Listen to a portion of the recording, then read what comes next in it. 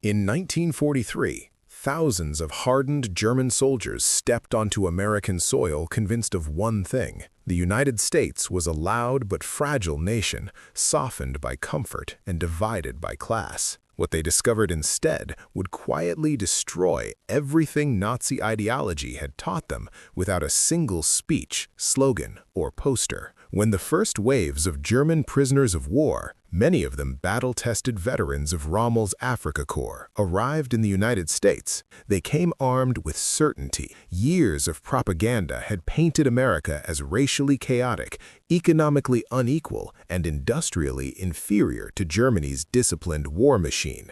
These men expected scarcity, unrest, and decay. What they encountered was abundance on a scale they had never imagined. By the end of the war, 371,683 German POWs would be held in the United States, spread across more than 500 camps in 46 states between 1943 and 1946. From Texas to Michigan, from Arizona deserts to New England farmland, these camps became an unintended laboratory, one that tested ideology against reality, and ideology lost. The shock began almost immediately. Prisoners transported by train across America witnessed something Germany could no longer hide from its own citizens. Cities fully illuminated at night, untouched by bombing, glowing with electric light during a war when German cities were deliberately blacked out to avoid destruction. To men who had seen Hamburg and Cologne burn, this alone was destabilizing. Then came the factories. German POWs learned, often from American guards or from newspapers they were allowed to read, that the U.S. was producing a B-24 Liberator bomber every 63 minutes at peak output.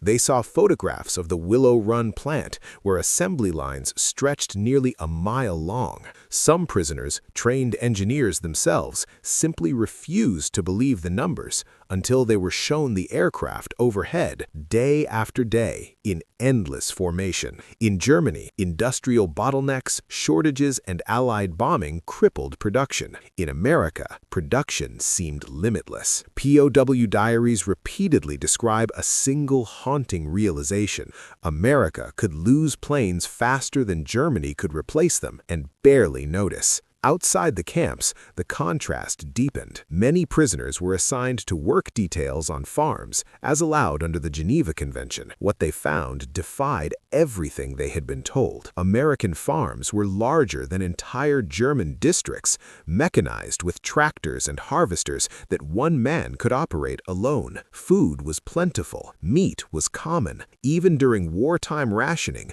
American civilians ate better than Germany's elite. Perhaps most unsettling of all was how ordinary Americans lived. German POWs observed factory workers who owned cars, radios, and refrigerators, luxuries back home reserved for the upper class. Guards spoke casually to officers. Black and white soldiers worked side by side in logistics units, challenging racial myths central to Nazi ideology. Democracy, it turned out, did not produce weakness, it produced efficiency, innovation, and morale. The United States did not force re-education at first. There were no ideological lectures, no mandatory denazification classes in the early years. Instead, America relied on something far more powerful: exposure. Prisoners were allowed libraries. They read Mark Twain, American newspapers, and even uncensored reports of German defeats. They listened to jazz on camp radios. They debated freely among themselves,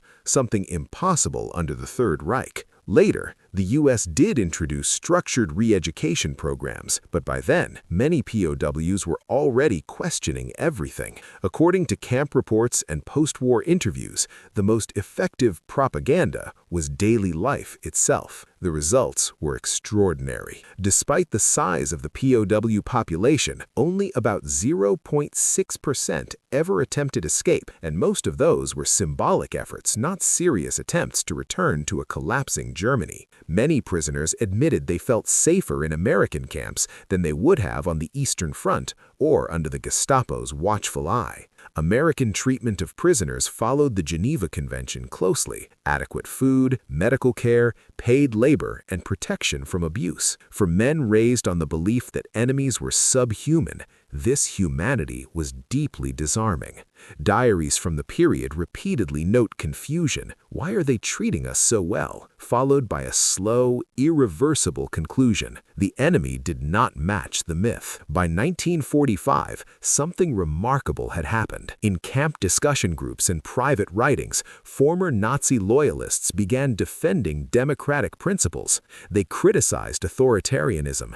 They acknowledged Germany's crimes. Some even spoke openly of rebuilding their country on entirely different foundations. After the war, this transformation did not vanish. Many former POWs returned to Germany carrying first-hand knowledge of American society. Some went on to play key roles in post-war Europe. Walter Hallstein, a former German POW in the United States, later became the first president of the European Commission, helping shape modern European integration. Others became teachers, engineers, journalists, quiet carriers of democratic ideas, rooted not in theory, but in lived experience. This is why historians now call the American POW system one of the most successful re-education efforts in modern history, not because it was aggressive, but because it was confident. America did not need to shout. Its factories, cities, farms, and freedoms spoke louder than any ideology. In the end, one of World War II's most decisive victories was not won at Normandy or Stalingrad, but in ordinary prison camps across the United States.